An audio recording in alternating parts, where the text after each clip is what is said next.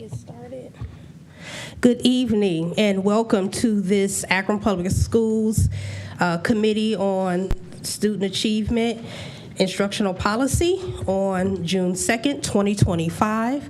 I am Diana Autry, Chair, joined with Co-Chair Member Hall.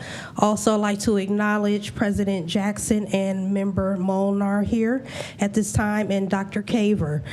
We're going to go ahead and get started. And for the first time, we do have someone that would like to address this committee. And so we'll ask you to come up. It looks like Sensei Matthew Zahand. Thank you. And you are with Zahan's Martial Arts? Zahan's Martial Arts, yes, ma'am. Thank you. So you'll have 3 minutes to address us, and you can proceed. Abiyesh Thulung, a fifth grader in STEM middle school, took his own life in March of 2024 due to bullying at the age of 11 years old. The Akron Beacon Journal published an in-depth article on this situation. Family's lawsuit cited 2 reasonings for this event: extremely poor communication within the district and administration, and an apparent lack of integrity, people in administration caring more about an image than the reality of the situation. My name is Sensei Matt Zahan with Zahan's Martial Arts in Akron, Ohio. I know many teachers and principals in APS. I have run an anti-bullying program, 12 Ways for Kids to Handle Bullies Without Fighting, called Bully Buster, in over 20 schools across 4 districts for over 10 years. This program is free as I volunteer my time to help the students. I have been working to no avail to get my Bully Buster into Akron for the last decade. Today I speak out for this young boy that killed himself and for all children being bullied. Same as the Beacon reported, the community and I have only been able to reach the same 2 conclusions on why there's been no success in my endeavor: extremely poor communication and an apparent lack of integrity to help the students. Let me explain the evidence. On my first few attempts to help the Akron schools pre- and post-COVID, I was told to fill out an action form to approve my program. In all instances, I never heard back after thorough follow-up about acceptance or denial. Then in April of 2024, after Abiyesh's passing and attempting to help again, I was told I would be in contact with administrators and school board members to get this program going. There were 7 people I was supposed to meet with, including Wanda Lash, Director of Student and Family Services. Not one person showed up on time or to the meeting place. 1 person showed up late, Wanda not included nor heard from. And then 1 person who was not originally in the setup. And again, I was told progress would be made and to fill out this action form. I never heard back after thorough follow-up. Fast forward to May 2025, I find out no one on the school board was aware of my program. A breakthrough occurred when a member and Resnick principal, Elizabeth Toppin, vetted and approved my program for a free assembly for the Resnick kids. Again, I was told to fill out the action form. I never received any feedback. Toppin continued to follow up asking if the approval went through for the form. A day before the program was set to begin, Monday, May 19th, she was told, not me, that my program was denied due to lack of research-based SEL practices. I was mad for many reasons. One main reason, based on the paper I distributed to all of you, a review from a 30-plus year veteran teacher who has my program in his school, explains how this program meets the Ohio standards for education regarding social and emotional learning. There are many people who care about helping the kids of our community. One of these people is Ashley Schmid, president of Resnick PTA. She sent an email adding the superintendent, Mary Outley, and the chair of this committee, Diana Autry, stating how 1, this program is research-based, 2, how the action form does not allow any research to be submitted on it, and how this process that had been going on for weeks was pulled out from under us at the last minute by an unknown name. Again, to Ashley and mine's dismay, though Mary Outley and Diana Autry were aware of this, we simply received nothing. No words, no response. This lack of communication may be costing students of our district more programs than we are aware. I believe this lack of communication may be partly due to pandering of an image and not wanting to hold accountability for the issues that are prevalent within the district. One must acknowledge a problem before we fix it. I stand before you today speaking on behalf of Abiyesh's family and all Akron families. You have been aware, and I will continue to make you aware. The ball is in your court. Please, instead of ignoring what I have been saying as the last 10 years has shown, show us the integrity that you claim you have for all of our students. How can we get Bully Buster going into these schools? I'm a fighter. I do not quit. I am not here to fight the board, literally nor figuratively. I am here to work with the board. hold our administrators accountable, and be a team to help the students of our Akron community. I do this because I care and I love each student with every bit of my heart. When I heard the passing of this young boy's life, I originally started this program because of a young boy in Cincinnati, Ohio named Gabriel Tay that took his life due to bullying. If we can do anything to help these kids, I am here to help at whatever cost possible, completely free of charge. Thank you. Thank you, Mr. Zahan. Certainly am aware at this time, and we have your information. Thank you. And so moving on, and our minutes from our previous meeting. Are there any additions or corrections to those minutes? Seeing none, we'll accept them as submitted, and then we will now move on to our discussion topics in item 2.01. Dr. Caver. Thank you.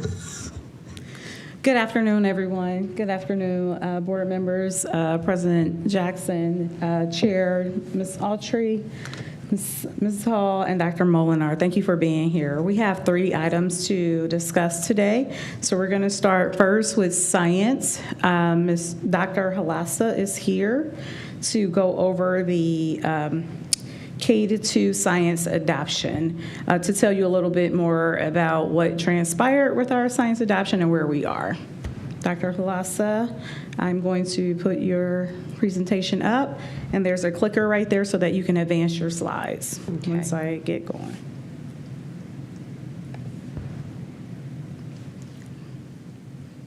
Thank you, everyone. Thank you for having me this evening.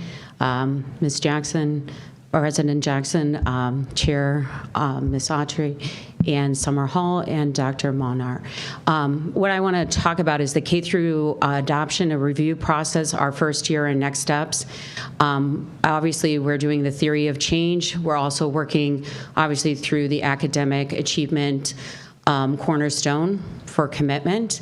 We all know our beautiful mission and vision, so of time, I just want to remind us on a couple of things. The bottom line for the science department is that we notice inequalities that were happening through our process, and basically we want to make sure that we reach justice. That's the bottom line, where you can see, and this is the same visual that I showed last year when we went through our science and health adoption. Basically, we have the same team that was reconnected again, and I'll explain why we had to revisit this. Our process happened with our 6-hour options and professional development. We started to notice that some of the labs that we were implementing had failures in it. There seemed to be some inadequate standard alignments that we needed, material discrepancies that were happening within the electronic portion of it, and the science department actually presented these findings to our vendor, and we explained what was going on, and they were more than open to responsive solutions. However, those solutions were not going to work for what we needed. So ultimately, we were reimbursed our money from our K through 2 adoption, and we decided to adopt SAVAS, which is already 3 through 5 being used. So that now makes that consistency K through 5 for SAVAS. In addition to that, we found out that it was not only something that the teachers are already familiar with math, so it's not a new platform for them to evaluate. The adoption for SAVAS will spread, again, like I said, to 5th grade. The transition is very easy, and it will help reinforce what's going on in 5th grade for OSTs. This opportunity is to make sure that our youngest scholars really have an opportunity to be reflective scientists and critical thinkers. And so as this is the end of my presentation, and I'm open to any questions or concerns. Thank you, Dr. Halassa. Are there any questions, concerns for Dr. Halassa? Dr. Halassa? Dr. Molnar? Thank you. Sorry, that was so fast. So I was asked to be quick today. Plus, I have 100 things going on, so yes. I appreciate it. But to clarify, so I know what I'm doing. So the move to Savas, is this going to be brought to the board for approval Yes. on Monday, Yes. the 9th? Yes. Okay, thank you. Yes, and it is, and the books are already here for you to look at, especially the kindergarten is much more friendlier, and like I said, it definitely just helped us move forward. And I want to emphasize something very important about Akron Public Schools is that we really listened to the voice of our teachers when they were going through this process. When they became frustrated, we addressed it right away, and the vendor was very excellent in working through this with us. It's just, it would take so much more to uphold. So, when we looked at our alternative, which was already the top, we've already gone through this process very well, and it's been used already 3 through 5. We knew we had a win-win situation for us. Member Hall. Thank you, Ms. Halassa, for your leadership and also for your follow-through. You saw something that was not working. You went and acted on that, and we got a refund. So, instead of just wasting money, letting books just sit on the shelves that we don't need or anything like that, I just thank you for your due diligence, for following up, listening to the teachers. Thank you. Thank you. Thank you. Anything else? Any other questions? Thank you so much, Dr. Halassa. Thank you, guys. Have a wonderful evening. And if you have any question or concern, Dr. Kaver and I are more than happy to address them. Thank you. Thank you. And just for clarification, we will not ask for a vote on July 9th. It will be on the agenda as the resolution, but the actual vote will be at the board meeting after that. Okay. All right. Thank you. So next we have another textbook adoption. This one is for CCAA. So Marcy E. Bright will come to the podium with, is Nate coming? Or Dr. Green's coming up. All right, whole team. Good evening, board members. Thank you very much for your time this evening. We are going to be sharing with you our textbook adoption for college and career academies, addressing some of our pathways and courses. If you're not aware, we do have about 270 unique courses in our secondary suite with college and career academies. So, and some of them were in pretty deep need of a refresher. So my team is going to go over that tonight. Kenethian Green is our CTA specialist who has been leading the charge all year long, looking at the textbook adoption process and where we needed to make movements, and our coordinator, Nate Rurian, which you all know very well. I'm going to turn it over to them. Good afternoon, everyone. Protocol having been established, thank you guys very much for having us here. I'm going to try to get through this quickly. So our textbook adoption process began in the month of January, continued until exactly 2 weeks ago, because we went over quite a few of our pathways, ensuring that we were able to obtain texts that were relevant and that were preparing our students for not just college, but beyond. This is in alignment with our mission and vision. When it comes to our coherence framework, it is embedded in the instructional core as it pertains to our content. And as said by Dr. Halassa, this pertains to cornerstone number 2. So our textbook adoption process in CCAA began with the establishment of a textbook adoption committee comprised of various stakeholders, including our CCAA partners and teachers. We then moved into securing printed or digital materials from vendors, and the vendors that we worked with were Goodwill Wilcox, Pearson, Savas, Cengage, and McGraw-Hill. We held weekly meetings where where the publishers came, and they presented their texts, they presented their learning platforms to our committee, and through that process, we evaluated the resources, we vetted them out, guided by our benchmarks for selecting high-quality materials, and through our instructional materials review tool. All of our committees concluded by making consensus on a final textbook recommendation, which I am going to present to you now.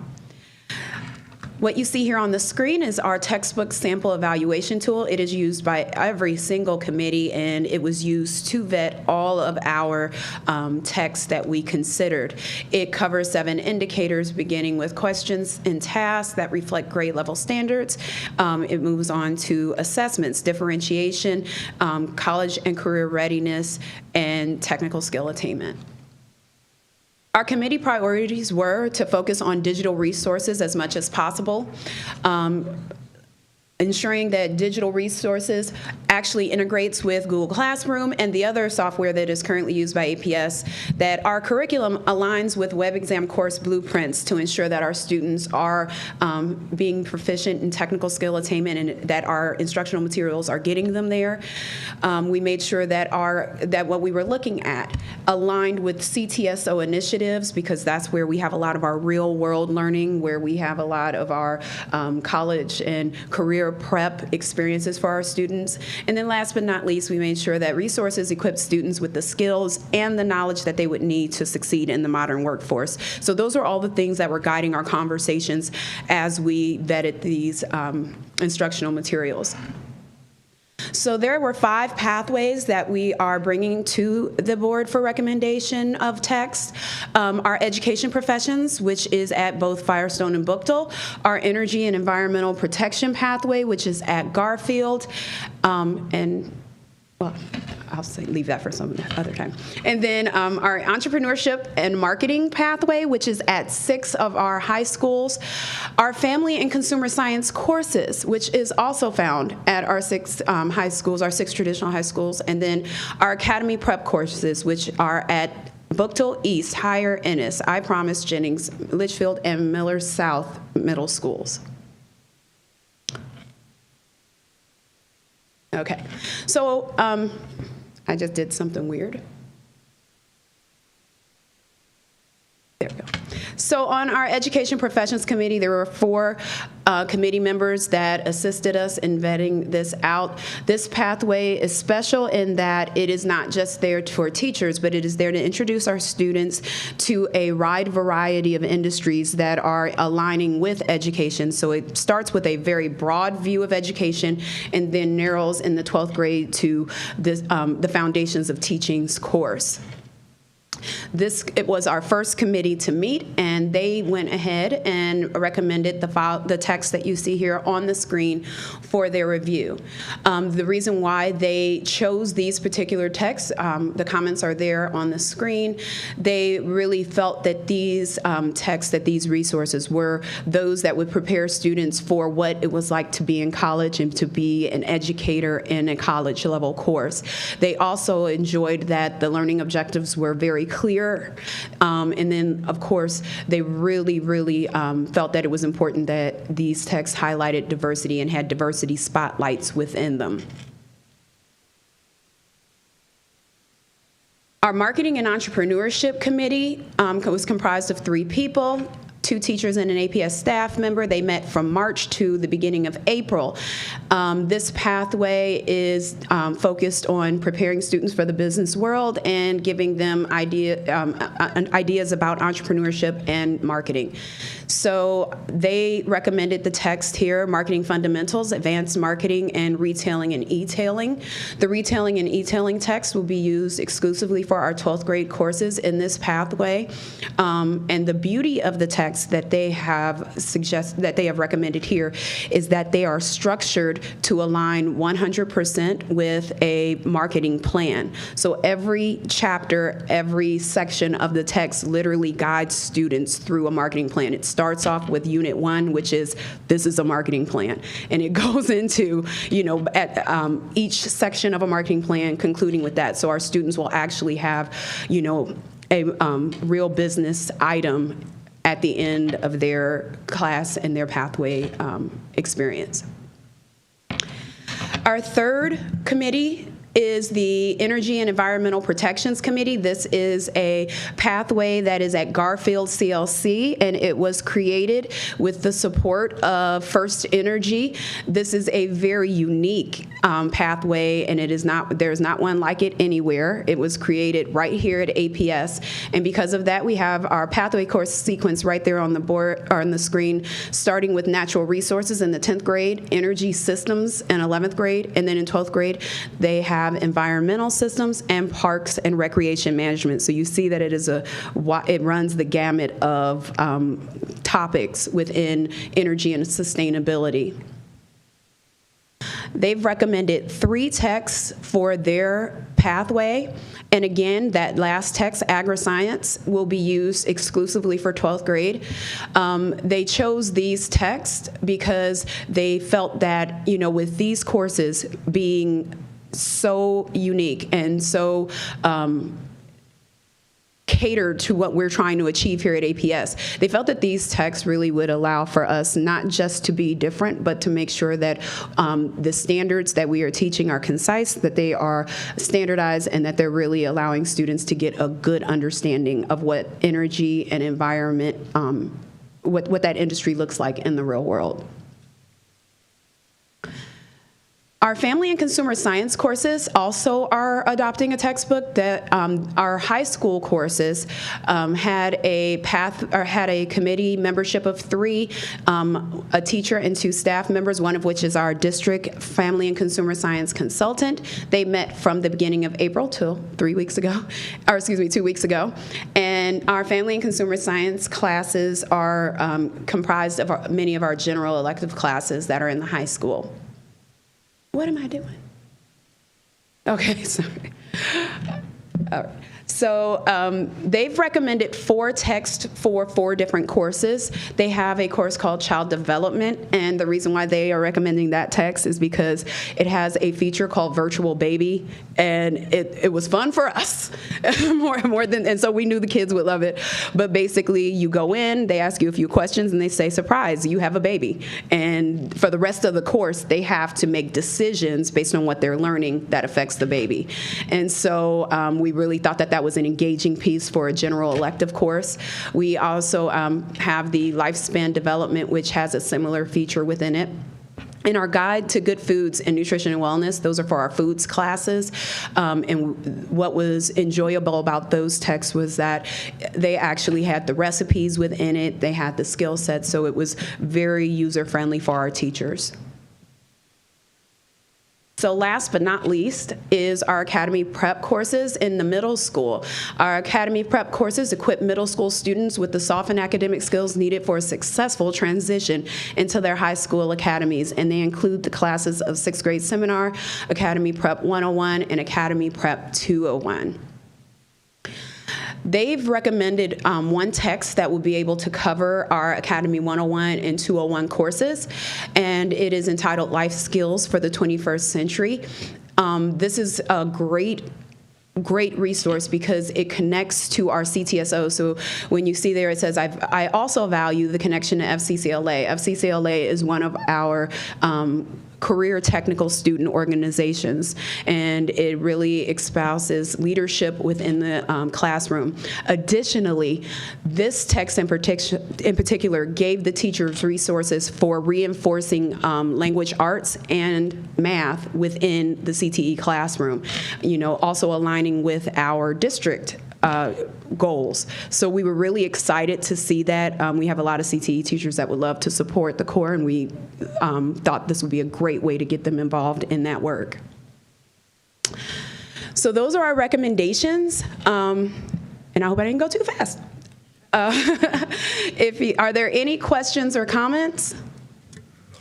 Thank you very much for your presentation. I really appreciate how it was put together and the comments and how you broke it down, where these pathways were at, because I know that's just not common knowledge for all of us to have all of that in mind. So I appreciate how you presented that to us. Are there any questions from the members? Member Hall? Thank you, Madam Chair. Quick question. Yes. For the energy, environment, and protections, I'm looking at the ARGA Science agriculture and natural resource Yes, book. yes. Does the students get hand-on experience like with the city's recreation? And or I'm so glad you Summit asked County that Metro because I was Parks? going to tell you about that and then I decided not to. No, So, please tell me because I'm we're all about literally- hands-on learning experiences. Let me tell you about that pathway. I'm That listening. pathway right now just got through with the plant sales that they're giving to the community. So our kids are literally learning how to do marketing. They're learning how to actually take what they're learning in the classroom and sell it. But on top of that, Nate and so many of our CCE employees, team members have literally just begun a building of a greenhouse right on Garfield's property line. Thank you. And we're all excited about it, and we have so many things in plan and in place so that students can have that hand-on experience that you're talking about right there at their school. We don't have to put them in the buses. They will be right there. And we're focused on, real world school-based enterprises, things that they can take away from their experience at Garfield and apply them once they graduate. So we have so much invested in that pathway because we believe in that pathway. Okay. No, that's awesome. Thank you. I knew about that greenhouse when I visited Garfield. They had showed me the land and all of that. But I guess more to that hands-on, and I love what we're doing. But for jobs, because this is like a senior 12th grade course, right? So with jobs, if they're into agriculture, like city recreation, Summit Metro Parks, Ohio Area Canalway Coalition, like those different organizations could probably, I'm not going to speak for them, but come visit the school, learn that, and then give them some more resources where they can potentially get jobs after high school to go into those fields.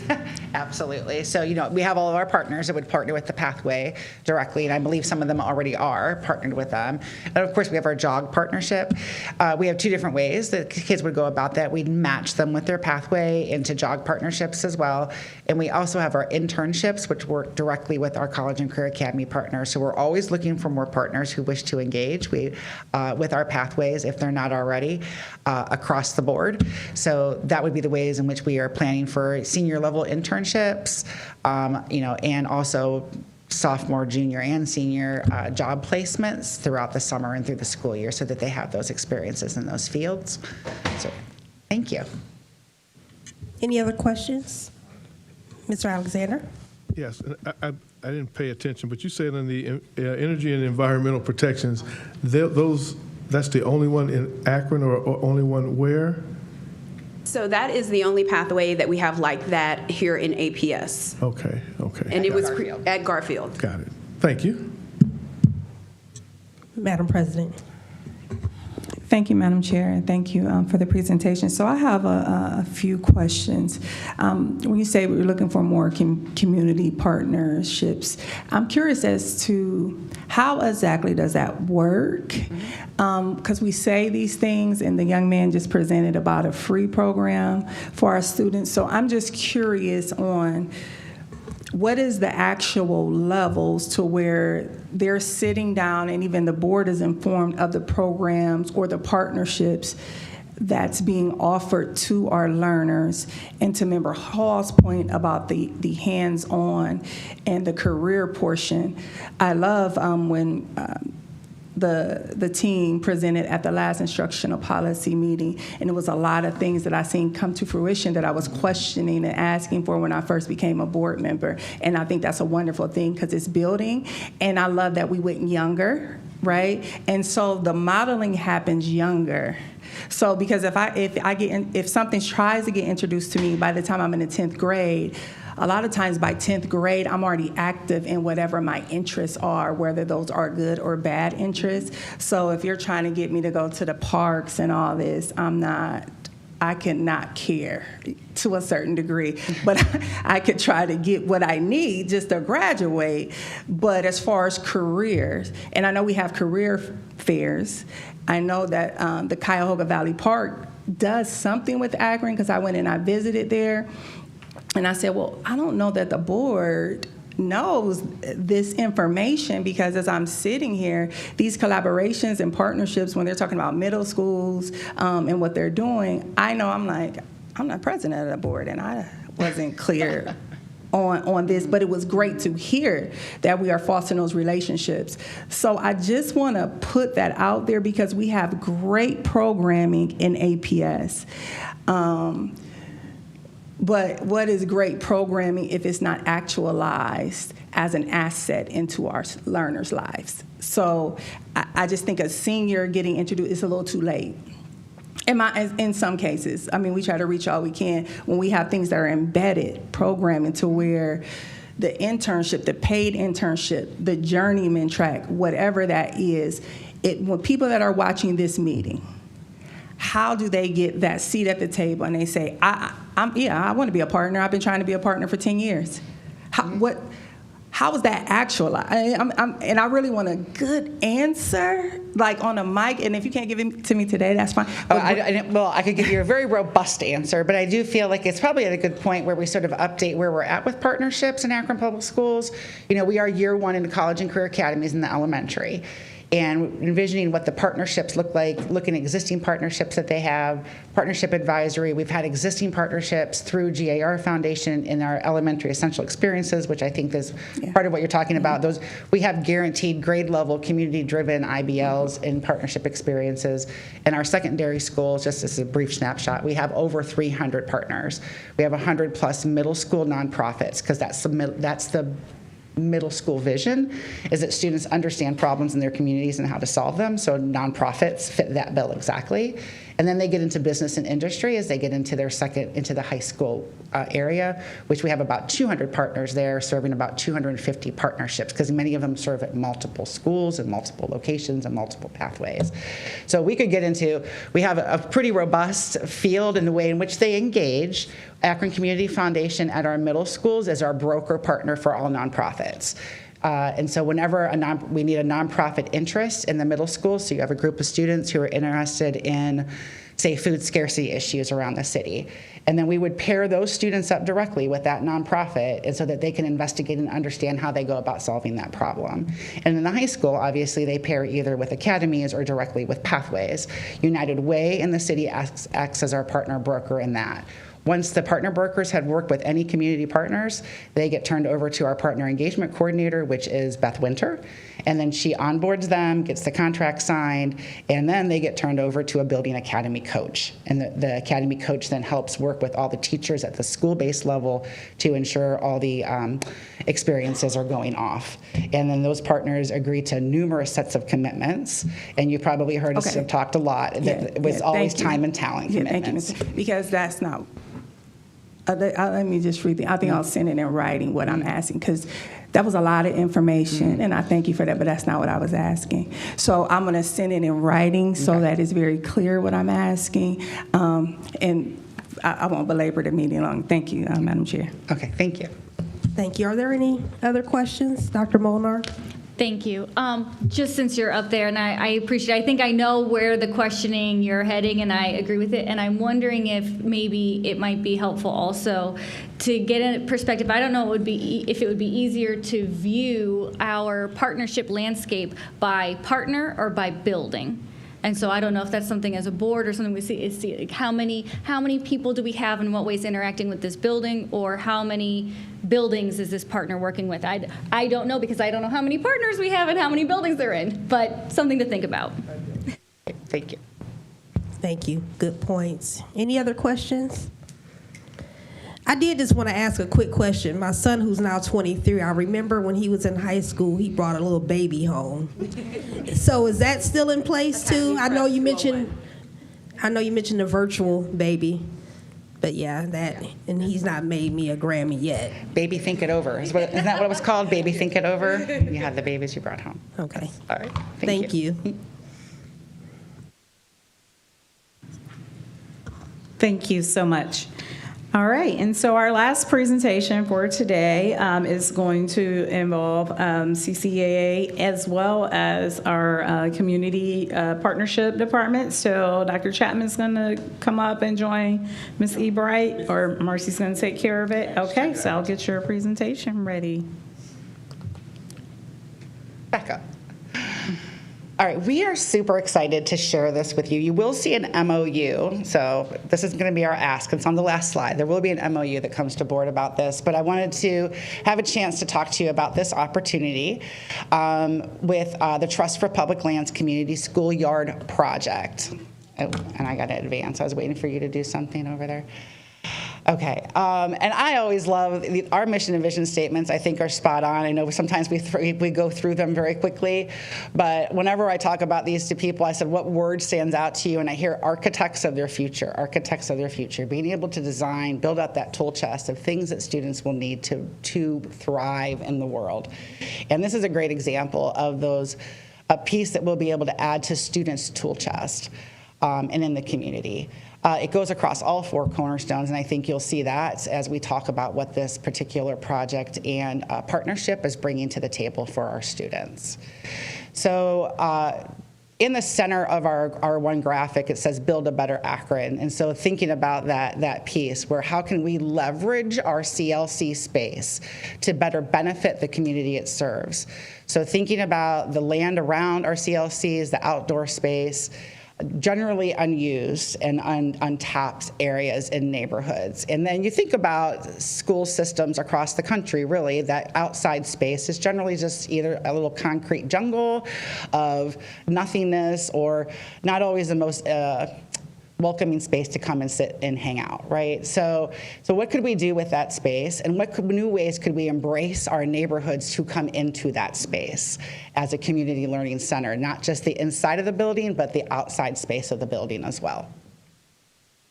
So a few months ago, actually, Dr. Chapman ran into this lovely woman called Kayla Geschke, and I'm going to invite her up here to talk to you briefly about what Trust for Public Land is and what they do. Thank you, Mercy, and thank you all for having me down here today. I'm Kayla. My office is located in Cleveland, Ohio. But Trust for Public Land is a national nonprofit. We've been around for 52 years, but we've been in Ohio for 51 years. And we work Ohio-wide. I am our Parks for People program coordinator. And in that time, Trust for Public Land has traditionally been conserving land. We've done a lot of stuff around the national park and getting land into their hands well before it was a national park. We help build trails, we help build parks, but our mission is really to connect everyone to nature. We all know, I don't have to go through it all, the benefits of mentally, physically, emotionally when you're connected to that outdoor space, and that shouldn't be a privilege, it should be a right. And so our work is to make sure that everyone has a quality park within 10-minute walk of their home. That's how we started getting involved in this schoolyards program, the community schoolyards program. We've been doing this for almost 20 years across the country, but we just brought it to Ohio in the last couple of years. We have our first project in East Cleveland. Dr. Chapman and a few other folks came up for our groundbreaking there. It was really fun. And we're really, really excited to be able to bring this to Akron. I think of all of the school districts we've kind of had conversations with, you guys are very well positioned and in line in terms of mission and connecting to communities with the CLC program, and just so many great partners already that I think this is a perfect fit. So nationally, we've done over 350 schoolyards. We have a lot of learning, but we know that a lot of our places across the country look like this. Maybe they have grass. Often they don't have play equipment. Often they're contributing to heat island effects.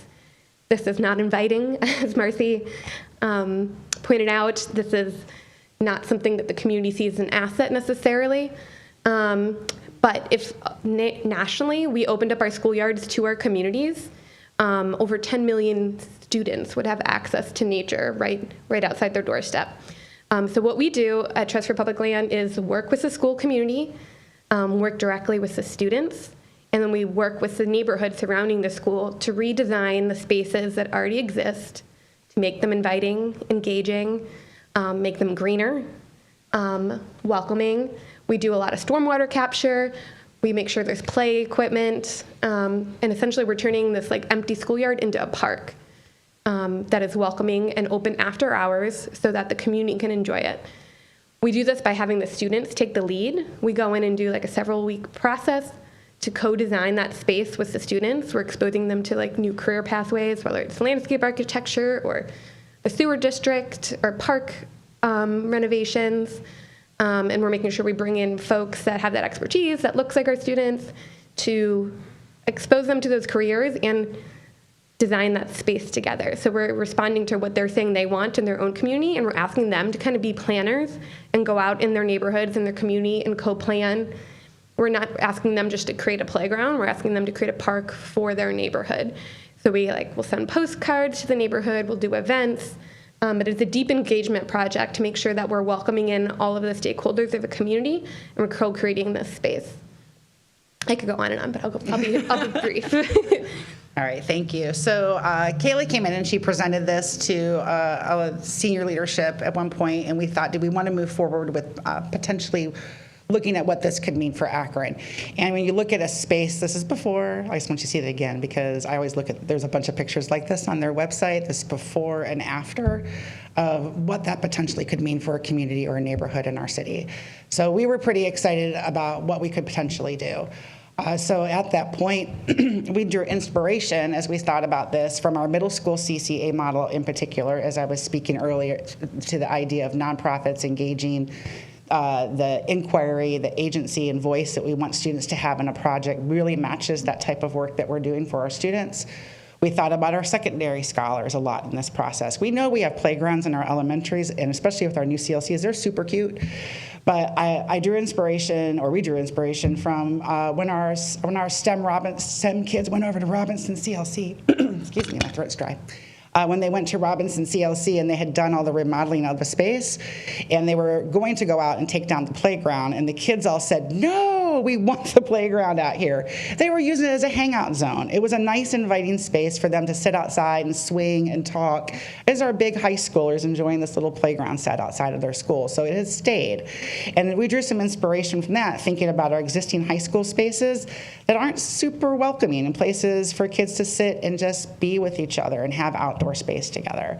And then we thought about opportunities in our communities and where we could bring our neighborhoods together, and how valuable our students have said having an active community space in their neighborhood was important. We saw that with the students with the Prentice Park Project, and that was their entire pitch to the city, and all the fundraising and work that they've done on that was around how important it was that Kenmore neighborhood had a place where they could gather together, have birthday parties, have celebrations, and have events in a safe and fun environment. So we knew that this was important, and so then we went and we evaluated several potential areas to see if there were spaces in Akron that we could start with, and at least one place. So Dr. Chapman, Deb Folk, myself, Mr. Keenan, Tiffany Lundy, Darlene Schuler, and Megan Mannion dove into the resources that Kayla left for us and started to look at existing space at our schools to see if there was options here for us. So we did take several proposed sites as we were looking at one, hoping to get one, and we received approval from the prior and current superintendent for two, so, to see if we could move forward on them. One of which, if you're familiar with Jennings, that's the picture on the left, that big space in the back out there. Anybody ever walked that path behind Jennings? I've heard they call it the bowl, and it's sort of like a sort of a half soccer field that's not super soccery. And that it's right in the middle of the neighborhood, if you can picture that area around Jennings, all the houses that surround that area. So that was a big site for us to look at, because we thought, what a great blank slate that we could turn into a real great community area for not only the kids, but the people that live in that neighborhood to be able to enjoy a green space that's engaging. And then there's also, as we thought about our new build with North, the pitch there was we already have existing outdoor green space that'll be part of the architectural design, and how could we use the Trust for Public Lands schoolyard project to help elevate those two spaces. So those are the two that we have asked to include in the MOU to see if we can move forward. We know these are many-year projects down the line. This is many years of design. We anticipate 100% fundraising. especially with the Jennings project, because we will look at that community and the city community to say, how are we going to re-envision this space for the North Hill community? Kaylee can talk a little bit more if you'd like her to, but they bring in those resources to help us fundraise and their design team to think about that. So those pieces don't fall to us, but what does fall to us is to bring the kids, the community members, the partners, the teachers, who want to come to the table and think about, if I could dream up something that space could be for our community and our students, what could it look like? And then start to price out what that would be, and then we start fundraising for money. So that is what these projects are about. So the ask for you will be to approve a memorandum of understanding between Trust for Public Lands and APS to begin that work of fundraising, designing, planning, recruiting, and enriching.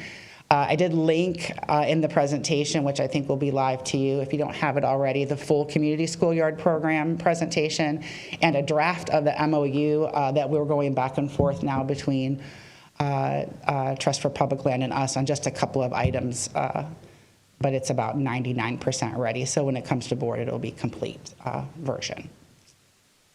And I'm going to stop there. Any questions?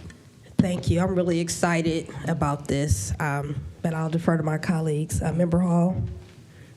Thank you for that presentation. This is exciting. And my first question here was, how much is this going to cost?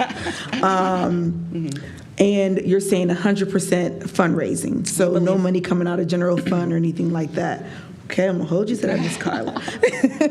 I mean, the employee time. We're going to have employee time, obviously, to it. But so is that then like overtime for employee time, or is this during business hours? Tiffany Lundy's my extended learning program manager, and she's been tasked with sort of helping to organize it. So time on her to make sure that she's organizing during the day. So your full-time employee costs, but not extended time, no. Okay. So my quick question is, I also wrote down Jennings when you were saying your presentation, then it popped up Jennings. But I know that Jennings is starting to kind of like overflow in students, right? Because I didn't realize that Jennings pull in so many elementary schools to that one middle school. And they were saying something about trailers. With the trailers that will be, because I think she was thinking of them going in the back, but if we're going to take away that space and put this public lands piece, where would those trailers then go? I'm going to let Mr. Keenan speak to that, if that's okay, because I'm not familiar with the trailers. Sure. Do you know anything about trailer issue? That folk? Okay. I don't think we've heard anything. I don't seem like anybody knows anything about that particular item right now. Okay. Sorry, Ms. Hall. Yeah, no, just because I visit all of my Yeah. schools in my district, and I know that, she's going to be getting about 200 more kids this coming school year. So although I love the design, and I love that, I think is it Leggett who has the playground in the back, but it's a city park. That's Leggett, am I correct about that? Okay.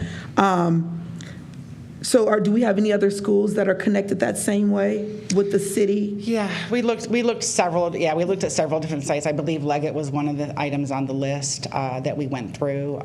We had a list of pros and cons, and I think when it came to Jennings, it felt like the neighborhood in which it would be serving would be beneficial too. There was already, maybe the park was already attached close to Leggett, so maybe there wasn't a need to. Okay. And it wasn't, this isn't like one and done. We don't ever have to we just do one, right, Kaylee? We can just keep doing as many as we like, but we were hoping to start at least with one, and then we rolled in North just because we knew it would be a longer term piece, and that we knew we already had some capital work that was going into the outside that we would just be able to enhance with some design. So that's why North came on too. So we can certainly look at other school sites as we proceed through there. Dr. Molnar.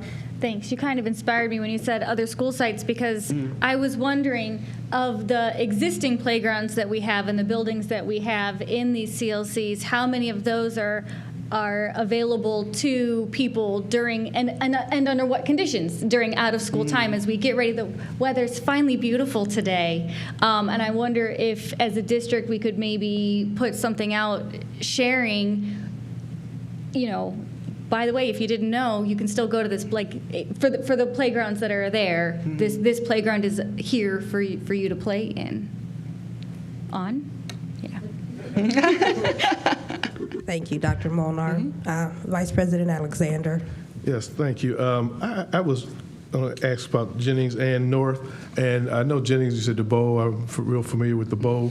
Are we going to cut all that land off, most of the land, and put playground staff there? Because I know a lot of those kids up there like soccer, and they do a lot with soccer. So I think, being cognizant of soccer and so forth to make sure they have that up there. And also the same at North. And I'm not sure, is North going to be located at built in the same location? I believe Is so. it the same location? Okay, so it's going to be built on the same location. Also, those are high school kids. And I'm looking at sports again, a soccer field, football field, baseball. We're going to be able to incorporate all those into that land. And will we have enough land to do all of it, with the baseball, football, soccer, and have track, all those different things. I'm hoping that all that will be incorporated in one design so that the community can still use it, but also the staff, the kids can be able to use it during school time for athletics. And yes, exactly. So the beauty about this and what we really loved about it is that it is student voice driven. We don't come in and tell them what they're going to put all in there. There's a whole phase of this work for each site is around the students coming in and designing and thinking about what they would want in that space, along with the community members that would be served by that space. And then the architects on their side take it all back and draft it into beautiful prints of their ideas, and then come back for their feedback, and then they revise and they say yes or no. So it is just going to be driven by what they say that they want in that space, absolutely. Mm-hmm. Thank you. Any other questions? Member Hall. I also love by this going to a high school too, because when you look at some of the suburban schools, they're able to go outside and sit and have a space to separate themselves from the whole school and just, be outside in like their, what do they call those, like little courtyards. Mm-hmm. They call them courtyards. So something like this would be great. But again, I don't want it to take away, again, like members Alexander said, away from their sports and those type of activities. So yeah, when we start to plan North, I would love for this to be in the conversation and making sure that we are really not just checking a box, saying this is student voice, because not saying that that's what we do, but a lot of organizations will check that box. Oh, we talk to students. Now this is our plan. Mm-hmm. So I really want us to be intentional with saying what we're going to do with our students. Thank you. Thank you, Member Hall. Dr. Molnar? Last thing, I promise. As we're getting everyone excited about these third spaces, yes, our student voice, but I wonder if we can get a whole community voice also. I'm thinking of parks that I've visited in other areas where they have kind of like I don't exercise, but gravity-powered ellipticals. So it's just equipment that you can do it by yourself. It doesn't need plugged into anything. And a lot of those are great for getting elderly people to come and to gather and a place to go and a place to be together and with the younger people also. So a full community space. So what I'm hearing is you all want to be on the design teams when they get ready. Thank you. Thank you. So I know they do all the fundraising. Does that funding also cover like the long-term maintenance of these projects? Yeah. So yeah, long term, then we hand it over to the school district, but we intend on being partners with you throughout. So after doing this for 15 years throughout the country, we've learned there's lots of ways that we continue to be involved in schools, whether it's identifying stewardship fundraising with you, and there's always in buying any product for the school guarantee on so many years of the life cycle of those products. So we continue to be at the table. You're ultimately, APS will be responsible for the space, but we are committed to making sure that it continues to be useful to you and the community long after the project, and we hope that this is just kind of the first part of the process, these two schools as a pilot, and we'll be continuing to be at the table helping design some of the other spaces that maybe you mentioned going forward when this goes well. Thank you. So I think it'll be really important, I guess, before final plans, that the board is aware of what our costs would be in the long term. And just keeping in mind, as my colleague stated, that soccer is definitely a priority, because North is, I think they're the city series champs, right? So definitely. But thank you, President Jackson.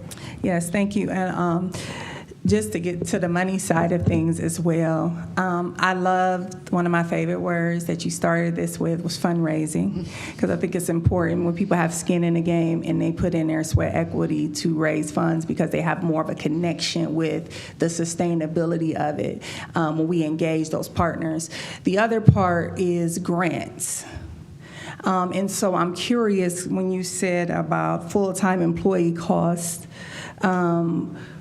for lack of a better word, what department would this type of project be housed under?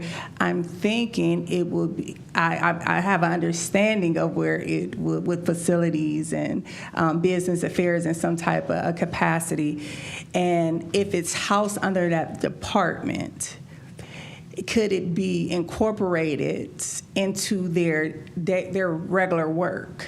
And I know you have tasks that are high priority. So how can that be incorporated in their work so we don't get to Member Hall's point into like just exasperated overtime, or what exactly are you doing? What is the work? And then lastly, the grant part, because I know that we, one of our last meetings, they talked about the cost of a firm that we use that helped us to write grants. But what they brought back to us was well worth our investment with them. And then with our on-staff grant person, we still have our on-staff grant person. Megan Mannion, who just retired. She just retired. But she has been part of this conversation with us the whole time too. Yep. So I know we're doing cuts, but okay. And so when we look at that, I'm thinking about Dick's, Home Depot, Lowe's, because these are organizations that has a history of investing in projects like that, like this, what we're talking about, and really nurturing those relationships, which is part of like the development team within a district, nurturing relationships so that what the chair said, when we're looking at what needs to be reworked on this, what needs to happen, we have these strong partnerships where Dick's may say, "Oh yeah, we can redo the field. We'll give that in kind," and stuff like this. So I just want us to kind of be thinking from that mindset. I think this is wonderful. I love it. I love the use of outdoor space and being familiar and comfortable with outdoor space. Cuyahoga Valley does a wonderful educational job with somebody inner city urban like me who I hate it outside. I like the sun to hit me, but I don't like ants crawling on me, bugs flying, mosquitoes. So outside was not attractive to me. But when we talk about these inviting spaces, my teacher, mommy, and principal mind goes to safety when we open up these spaces to community. And it was I just seen something in Ohio, like in southern Ohio, where a school had like an ice cream social. And a man came to the ice cream social just because he saw it online. And he went in, it was families and people walking around. And he went in and he seen a little girl, and she was a kindergartner, and he told the teacher, like this was his kid. She was new to the school. And her father walked up, very innocent, but very easily he blended with the crowd. So I just wonder, when we have these spaces and they become hangout spots, or kids can walk to, how do we mitigate like predator risk? I know that can happen at any time, but when something becomes nicer and more inviting and it's more kids, it seems to bring out a certain thing. So I think that needs to be part of the discussion too, as far as what is the safety when we say we want the community to come and enjoy. So thank you so much. Just Madam Chair, may I? Dr. Caver, thank you. One of the conditions of this project was that it addressed access gaps, equity gaps around outdoor spaces. It also had the potential to transform health outcomes in communities by creating walking areas, playful spaces, I'm also interested in addressing the decreasing of a carbon footprint, as well as weather and extreme weather wear and tear on our spaces that then become abandoned places that folks are no longer caring for. The part that's really exciting is the community engagement component. Because if we're really going to do the community engagement component, we should get to the answers to the questions that President Jackson raises. Who is going to care for it? What does the long-term sustainability look like? How do we become adjacent to the plans for North and not interrupting the plans for North? So that's the part that I'm really, really excited about, is how we authentically engage around answering all of the questions that came up. Thank you very much. So I know we don't own the property where Rankin is at anymore, but that's a beautiful open new green space now. So I'm just putting that out there because West Akron could use some space. Thank you very much. Dr. Kaber. All right. Well, thank you so much for all of the questions. And I'll just bring to your attention that in the agenda there is a CCAA update you could read, an update from the Teaching and Learning Department that Dr. Halassa has many updates about what's been going on in science. And then finally, there is just a small blurb, was a message from Larry Johnson to answer your question about where we are with Teach for America and exploring that. So instead of putting it in an email, I decided to just bring it back here since that's where the original topic came up. So thank you. I know we're at time. I turn it back over to Ms. Autry. Thank you. And so if there, yes, Dr. Molnar. Thank you, Madam Chair. Quickly, because I know our CCAA was here. I think they just left. I was going to... Oh, she's in the back. If it would be okay with you, our last day of school is this week, which means summer. This time next week will be summer break. And I know in a lot of the spaces I've been lately, there have been a lot of questions about our summer programs because the summer programming is a little different. How we're in School Joy is a little different. So a few years ago, everything was in School Joy, and now we do have some programs that we're still offering, and the student might still be enrolled in it, but it's not in School Joy. So I've heard that families will get an all-call soon or something like that.